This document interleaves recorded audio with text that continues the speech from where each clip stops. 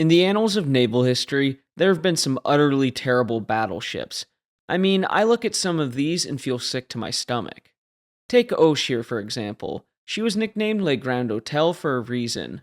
Not only a terrible looking battleship, but a hopeless design as well. Or take the Maine class from the United States, another terrible class of battleships.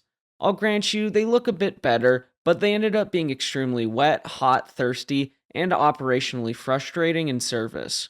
Not only that, take a look at HMS Agincourt. A lot of guns and not a lot of armor. In today's video, we're going to cover some of history's worst battleships. Often as tradition when it comes to this series, we have to start off with something French, especially from the late 19th century, as they're just so fun. We'll be looking at Hoche today, an ironclad, and one that you might know due to her, let's call it, inadequacies. Following the collapse of the Second Empire and the defeat of the French armies in the Franco-Prussian War, the Navy, although remaining mostly intact following the defeat, faced new priorities and restrictions from the East. In this, the Navy took somewhat of a backseat to what had been in the Second Empire, as Napoleon III was quite the ambitious man and naval planner, attempting to match the Royal Navy. Following his fall from power, the Navy took major budget cuts to focus on rebuilding the nation and army. For example, in 1872, the French army received 450 million francs, while the Navy received just 145 million francs. We're to quote from the French Fleet, Ships, Strategy and Operations 1870 to 1918 by Ruggero Staglini and Michel Constantino. In the first half of the 1870s, the French Navy was forced to downsize its ambitions and consequently focused on two objectives: maintaining control of the Western Mediterranean, a vital task to ensure the connections with Algeria, whose occupation had been completed in 1847, and would remain a critical factor in French naval planning over the coming decades, and ensuring the protection of its bases and coasts. There were further developing threats in the Mediterranean with the unification of Italy and the threat from the newly organized Regia Marina would pose, in addition to new possessions like Tunisia, leading to some changes in policy. However, by the late 1870s and early 1880s, French construction was shifting back towards capital ship construction, with, of course, our Hoche. In January 1879, two unnamed first-rank battleships were included in the 1880 budget, part of a previous plan in 1879, where in the spring of 1879, the Minister of the Navy, Jacques Berry, asked the Council of Works to formulate new ideas for first-rank battleships, so ocean-going battleships that would fight in the line, before he proceeded with plans for a new one. The council came up with some pretty wacky and zany ideas, including 100-ton guns and centerline barbettes on a 9,000-ton ship. This being pushed by the designer Charles Ernest Huon, someone we've discussed in the past. But the council decided on more modest terms with a speed of 14.5 knots, a belt of 450 millimeters of armor, 340 and 274.4 millimeter guns, and torpedoes, a very forward-thinking weapons array. By mid-1880, the council was coming up with some interesting ideas. However, Hoche would go through several revisions throughout the design and building process, along with lots of trouble along the way. On June 20th, 1880, Lorient was forward Huon's new design, the one that we had just talked about. Obviously with a little more detail than what I said, still not as much as you think, as there's debate as to whether they were given line plans and a general arrangement of the guns. Still, there were plans that were marked as seen by the senior naval architect at Lorient, which is an interesting design with four 340mm barbettes laid out in an interesting design pattern that I can't really pronounce, so it's going up on screen now, suggested by the Council of Works, and 138.6mm guns on the battery deck, 6 per side, with 2 masts, a single funnel, all on 10,350 tons. Simple enough, right? Lorient should be able to work with the basic outline and create a suitable vessel. Well, yes, in other nations perhaps, but in France, especially during this time, there's a true love for design by committee. So Lorient sent revised plans back to Paris for approval by the Council of Works and the Navy overall. However, the Council of Works sent their own revised designs back in November 1880, creating a second design. This back and forth went on several more times, creating a total of 4 designs. Yes, 4 designs. due to troubles with the naval minister Abe, a strong supporter of the Génécole, who had delayed construction during his term in office and design work taking longer than anticipated. Hoche wasn't completed until 1890. Yes, a full 10 years after her initial plans were drawn up. Before we continue, here are Hoche's particulars as found in Stephen S. Roberts' book, French Warships in the Age of Steam and Sail, 1859 to 1914. Of course, there are plenty of changes to Hoche's design throughout her time building. Still, several important ones I'd like to note is that her main battery guns were supposed to be barbettes first, changed to turrets, and then were supposed to be changed back to barbettes. Still, it became too much, and Hoche was too far along in construction before they could be changed back. She also took from other French ships being built at the time, like Marceau, Neptune, and Magenta, as well as the pre-dreadnought Brennus. Something similar between all these ships, but especially pronounced in Hoche, is the massive superstructure, large funnel, low ends, and two high military masts. It earned her the nickname Le Grand Hôtel, hence when hotels go to war. I think we can agree for the most part, Hoche isn't a very good looking ship.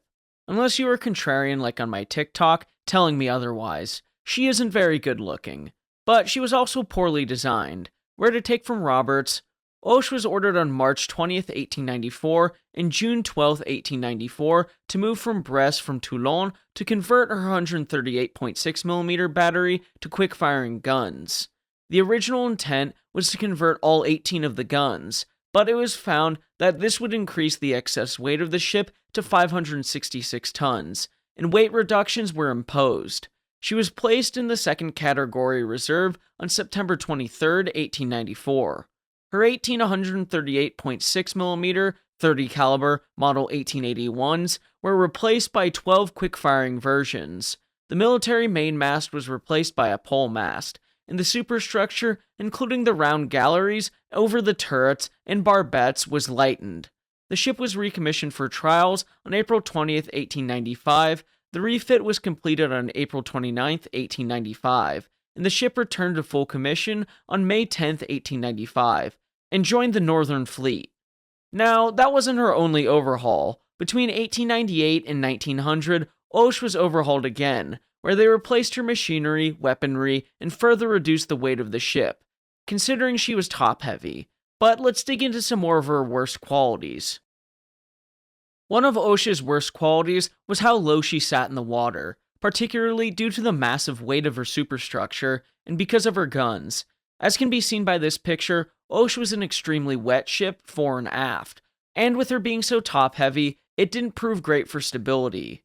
To take from Michel Constantino and Ruggero Staglini, the French Fleet Ship Strategy and Operations 1870 to 1918, they write, in June 1881, Hoche was laid down at Lorient.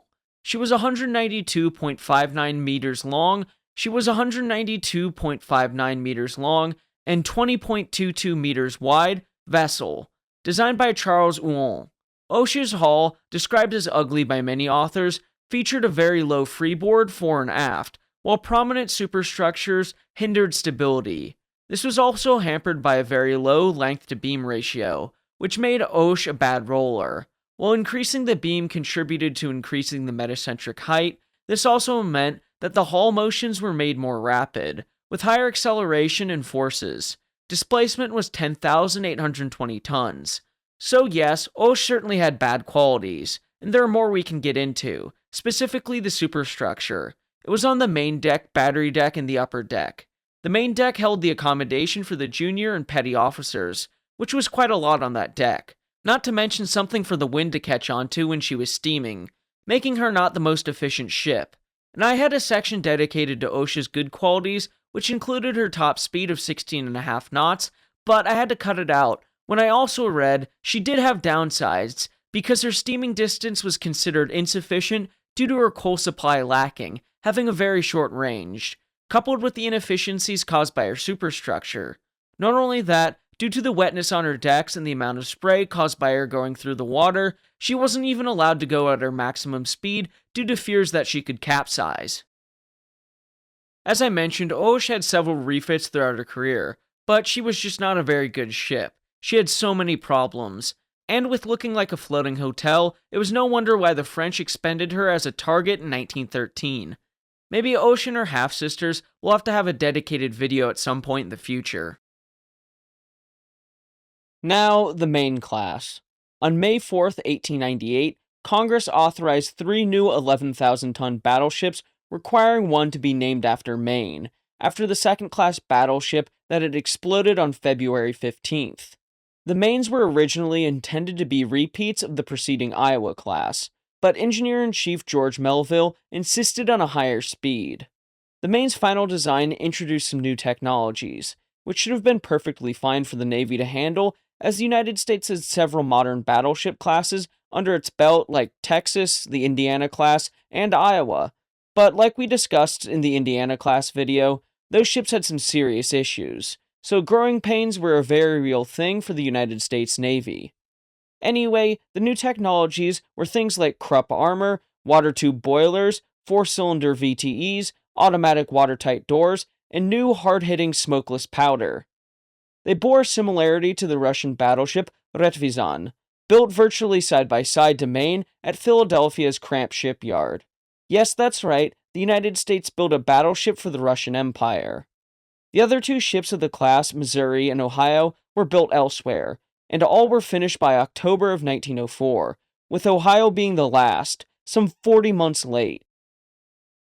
The reasoning for the battleships being so late is partially because of that Russian battleship, as the Navy didn't love the fact that it was going to be faster than its own ships. So, taking from Dr. Norman Friedman and U.S. Battleships in Illustrated Design History, on May 17, 1898, the U.S. Naval Attaché reported that a battleship being built by Cramp in Philadelphia for the Russians would be capable of 18 knots, 2 knots more than the ships as then designed, on a similar displacement because of the type of water tube boiler she had. Secretary of the Navy Long proposed that the date of closing the bids be set back so that the ships could be redesigned for higher speed, but the board on the construction dissented on the ground that none of Melville's proposed changes would be satisfactory. Melville was able to inform the bidders, however, that all things being equal, speed would be an important consideration. Cramp now offered to lengthen the ship by 15 feet using the same boilers to achieve 18 knots, while Newport wanted to add almost 20 feet to achieve the same speed. The proposed changes were a 60% increase in power, along with an increase in gun calibers and more secondary weapons. The outward indication of a major change in the engineering plant was a shift to 3 funnels in tandem, associated with 12 Thornycroft boilers rather than the previous 8. Maine differed from her 2 sisters in having 24 of the other boilers. The Maine's new revolutionary armament provided for an enormous leap in power and accuracy. 4 12-inch 40 caliber guns with 16 6-inch 50 caliber guns as the secondary and a smattering of other guns and torpedo tubes. But the introduction of the strong Krupp armor allowed an 11-inch main belt, with the usual 4 inches in the bow. Casemate armor increased to 6 inches. The Maine's protection resembled the Illinois class, but with all of these changes and size increases, the Maine was overweight at 12,370 tons, but a fine hull plan allowed for 18 knots at 15,603 indicated horsepower. So the ships were overweight, that happens. But what makes them really bad? Well, for one thing, they were notorious coal eaters. As I mentioned, the ship's machineries were different. Missouri and Ohio were fitted with 12 large tube Thornycroft boilers. Maine employed 24 small tube boilers. These proved a failure, with Maine being reported as having no economic speed. In practice, that meant her range was limited, her endurance was poor, and planners constantly struggled to use her effectively in fleet operations. And it didn't stop there. Despite looking good in trial reports, Maine was a poor sea boat in real conditions. Her 12-inch guns had excellent velocity and penetration, and during acceptance trials, inspectors noted a turning circle of just 325 yards at 18.2 knots, praising her maneuvering qualities as remarkably small and of the highest order. But in heavy weather, she regularly shipped water, especially when steaming in a quartering sea, with water washing over her after weather deck and flooding the area around Turret 2. Crews bravely held their positions, but flying spray often prevented them from using the turret's sights. A serious tactical problem in the days before director-controlled fire. In real terms, one of her main battery turrets could be degraded simply by a moderate sea state. Even her secondary battery created issues. In his 1903 annual report, Secretary of the Navy William H. Moody observed that some of Maine's 6-inch gun emplacements presented problems due to the very great energy of their new high-power guns. Although he claimed these matters were being rectified, regardless, it highlighted how hard the ship was being pushed by her own design. Habitability and engineering were no better. Ventilation was inadequate throughout the class, with some compartments being so hot that safe operation was questionable. On Missouri, the preliminary trial board recorded temperatures of 147 degrees Fahrenheit in certain coal bunkers, observing that it would appear doubtful whether coal can be safely carried in these bunkers. Maine suffered similarly, compounding her already excessive coal consumption and further limiting her practical use. The final battleship on our list today is HMS Agincourt, one of history's most fascinating battleships. Although fascinating, she had some serious issues. But the Brazilian, Turkish, and British battleship started its life as a twinkle in the eye of the Brazilian Navy, who in the early 20th century was in a naval arms race with other South American nations like Chile and Argentina. They were all building dreadnoughts, and the Brazilians already having dreadnoughts wanted new ships that would outclass anything in South America and, quite frankly, anywhere else in the world. They asked for designs with 8 16-inch guns, 10 15-inch guns, or 12 14-inch guns. However, the desire for firepower didn't exactly match the Brazilians' purse, and on top of that, the Brazilian government that decided on this design soon fell out of power, and a new one put financial restrictions on their building program so they could focus on restoring order to the country. In the process, they canceled the contract that they had made with Armstrong.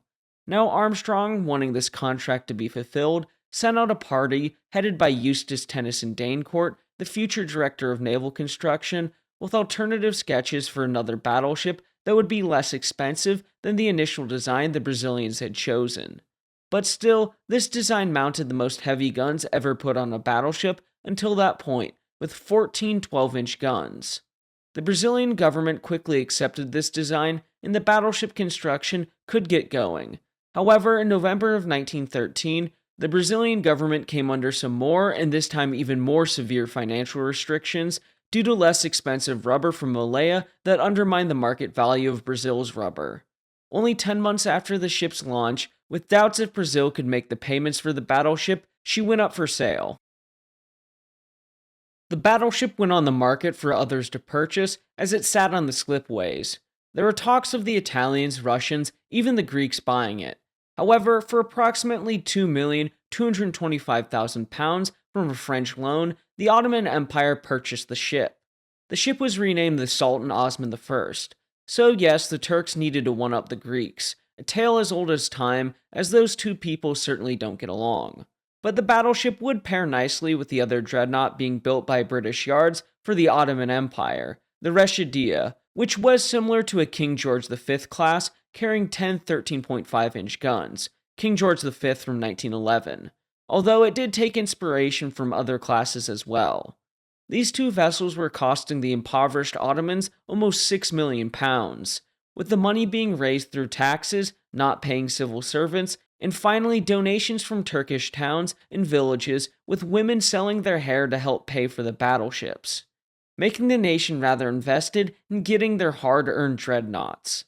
The Ottoman Navy was in somewhat of a revitalization, constructing a new fleet, hoping to counter the rapidly growing Greek one in the Mediterranean and the Russian one in the Black Sea, with the Greeks building a dreadnought in Germany and acquiring 2 pre-dreadnoughts from the United States, while the Russians were building the Empress Maria-class dreadnoughts, another nation the Turks famously get along with. Anyway, just before the battleship was finished up in July 1914, the British Admiralty under a young Winston Churchill feared the Ottomans joining the side of the Central Powers as the Great War loomed. Accordingly, in early August, Britain seized the Ottoman ships and pushed them closer to the Germans. Good job, Churchill. But what made the Agincourt so terrible? To do this, we should go over her particulars. She was laid down in September 1911, launched in January 1913, and completed in August 1914. She had a full load displacement of 27,850 tons initially. As for machinery, she had 22 Babcock and Wilcox boilers, giving steam to Parsons direct drive turbines, powering 4 screws, giving her a design shaft horsepower of 34,000 and a 22-knot top speed. As for armaments, she carried 14 12-inch 45 caliber guns and twin turrets along the center line of the ship, 20 6-inch guns, 10 3-inch quick-firing guns, 4 3-pounders, and 3 21-inch torpedo tubes. Her armor scheme called for a 9-inch main belt, an upper belt of 6 inches, bulkheads, depending on the area, would vary between 3 and 6 inches. Decks would also vary between 1.5 inches and 2 inches. Barbettes had a maximum thickness of 9 inches. The main battery turrets had a face thickness of 12 inches, 8 inches on the side, and 10 inches in the rear. The conning tower had a maximum thickness of 12 inches.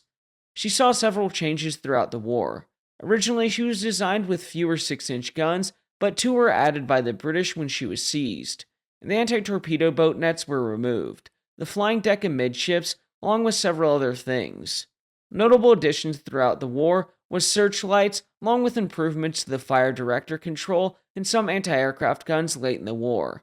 Something interesting I should mention is the fact that the 12-inch guns on Agincourt were similar to the guns put on Dreadnought or the Invincible class, rather than any modern British caliber, which had improved to the 13.5-inch or 15-inch. I'm sure a lot of you sleuths out there were able to sniff out some things that sounded a bit off, and how she differed from other British battleships, though she was built in British yards. To take from the Windfall battleships Agincourt, Canada, Erin, and Eagle, and the Balkan and Latin American arm races by Aidan Dodson. In military terms, Agincourt was very different from any other ship currently in UK service. Designed for South American waters, her nominal endurance was double that of many other contemporaries, but her coal stowage was assessed as poorly designed, with bulkheads pierced on the lower deck, including by 2 ammunition passages. Ships laid down for the Royal Navy in 1911, King George V class, had side protection ranging in thickness from 8 to 12 inches. In Agincourt, the range was from 4 to 9 inches. Barbette armor was similar, and an Agincourt's turret armor was actually greater than the Royal Navy contemporaries, but underwater protection was lacking as compared to the King George V class, making Agincourt's overall armor scheme more akin to the battlecruisers Lion, Queen Mary, Princess Royal, and Tiger. So a battleship with battlecruiser armor, not exactly a great thing.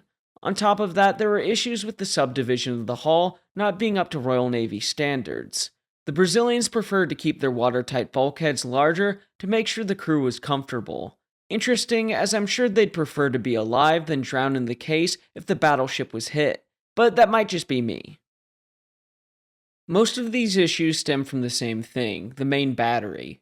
The desire of the Brazilians to have a massive amount of firepower and to outdo other South American nations caused these design flaws. The weight of having 14 12-inch guns and twin turrets along the center line of the battleship meant that there had to be weight-saving measures elsewhere, such as armor. Now, when the battleship was completed, there were fears that if she fired a full broadside, she could break her back, but at Jutland she did so, and it wasn't an issue. In fact, many described her firing a full broadside as an impressive sight. Another thing to take into consideration is the fact that the ship's main battery was out of date. The 12-inch guns were something first-generation dreadnoughts were using, not the newer models.